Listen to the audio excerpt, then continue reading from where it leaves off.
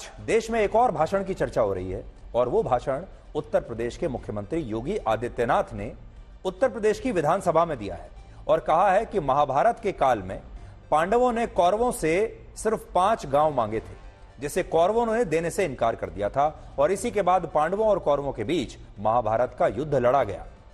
लेकिन आज देश का बहुसंख्यक समाज जब अपने सिर्फ 3 स्थान अयोध्या, काशी और मथुरा मांग रहा था तो इसके लिए भी लोगों को गिड़गिड़ाना पड़ा और आज जब अयोध्या में राम मंदिर बन गया है तो काशी और मथुरा को भी अब भुलाया नहीं जा सकता। यह भी एक बड़ा स्टेटमेंट है। यही तो हुआ था अयोध्या के साथ और यही हुआ काशी के साथ और यही हुआ था मथुरा के साथ भी। हमने यही तो कहा, उस समय 5 गांव मांगे थे। भाई भगवान कृष्ण ने तो पहले कहा, जब वो समझौता कराने के लिए गए थे, महाभारत का युद्ध टालने के लिए गए थे, कि भी देना हो तो आधा दो, लेकिन इसमें भी यदि बाधा है तो दे दो केवल 5 ग्राम। लेकिन वो 5 गांव, लेकिन यहां तो ये समाज सैकड़ों वर्षों से यहां की आस्था केवल 3 के लिए बात कर रही है, 3 के लिए।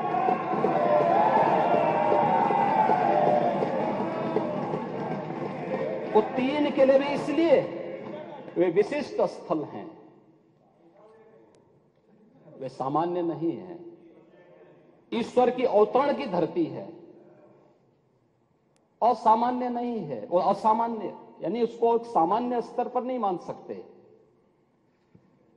लेकिन एक जिद है और उस जिद में जब राजनीतिक उसमें तड़का पड़ने लगता है और वोट बैंक बनाने की राजनीति होने लगती है तो वहीं से फिर विवाद की स्थिति खड़ी होने लगती है।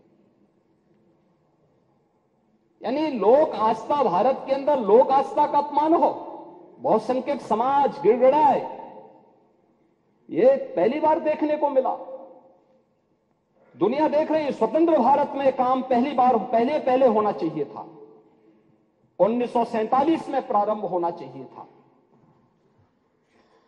और उस आस्था के लिए बार बार गुहार लगाता रहा। हमने तो केवल 3 जगह मांगी, अन्य जगहों के बारे में कोई मुद्दा नहीं था। अयोध्या के लिए, और देखिए अयोध्या का उत्सव लोगों ने देखा तो नंदी बाबा ने भी कहा, भाई हम काहे इंतजार करें,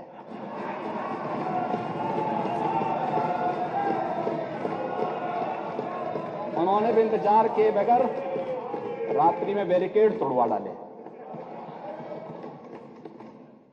और हमारे कृष्ण कन्हैया कहां मानने वाले हैं।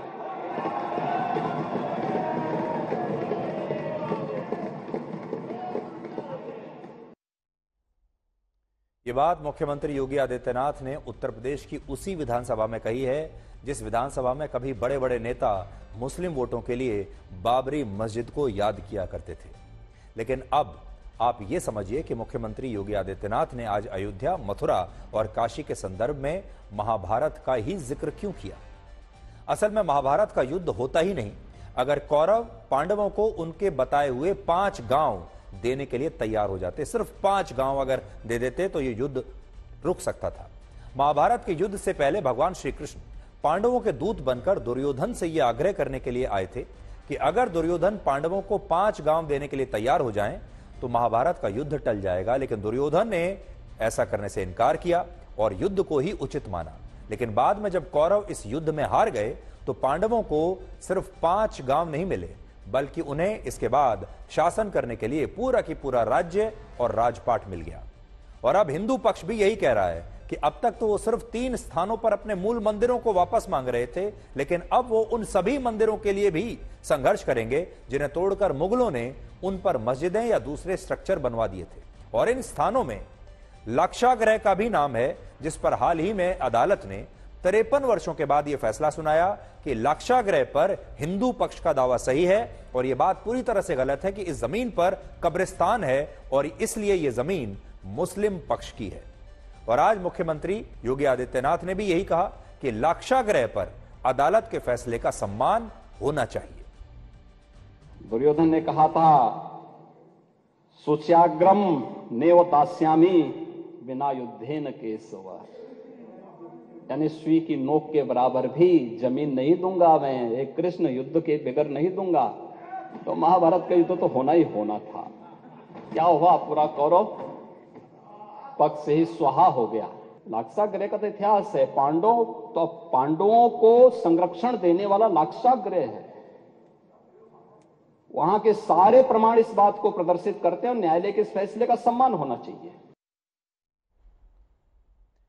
अब आपको लाक्षागृह के उसी स्थान पर हम लेकर चलते हैं। यह लाक्षागृह उत्तर प्रदेश के उसी बागपत में है जिसे महाभारत काल में व्याघ्रप्रस्थ कहा जाता था, और ये उन्हीं 5 गांवों में से एक गांव था जिसे कौरव अगर पांडवों को दे देते तो महाभारत का युद्ध होता ही नहीं।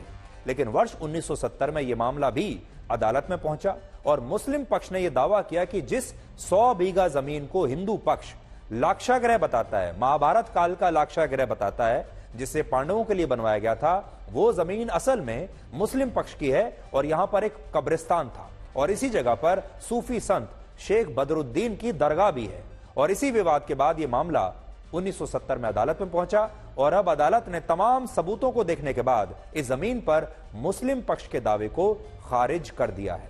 महाभारत के युद्ध में लाक्षागृह के प्रसंग को एक षड्यंत्र के रूप में वर्णित किया गया है और यह बताया गया है कि दुर्योधन ने पांडवों को जान से मारने के लिए, उन्हें जिंदा जलाने के लिए लाक्षागृह नाम का एक नया महल बनवाया था जो लाख का बना हुआ था, जिसमें बहुत आसानी से आग लग सकती थी। इस षड्यंत्र में कौरवों ने बड़ी चालाकी से पांडवों को लाक्षागृह के इस महल में भेज भी दिया और इसमें आग भी लगवा दी।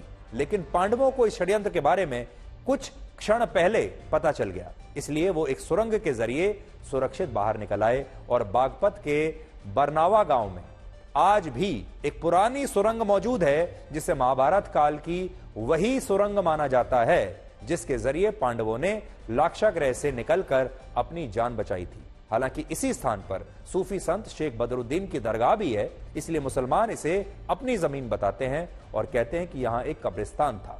लेकिन अब अदालत ने मुस्लिम पक्ष के दावों को खारिज कर दिया है और इस 100 बीघा जमीन पर हिंदू पक्ष के दावे को सही माना है।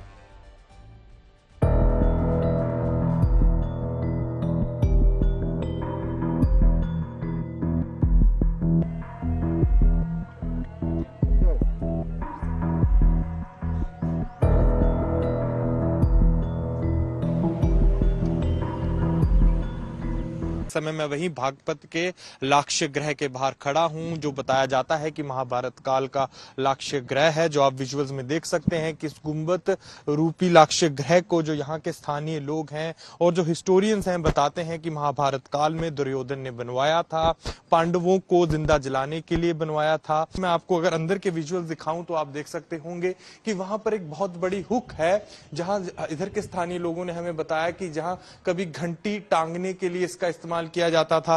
वहीं लोगों का यह भी कहना है कि यहाँ किसी समय शिवलिंग भी हुआ करता था।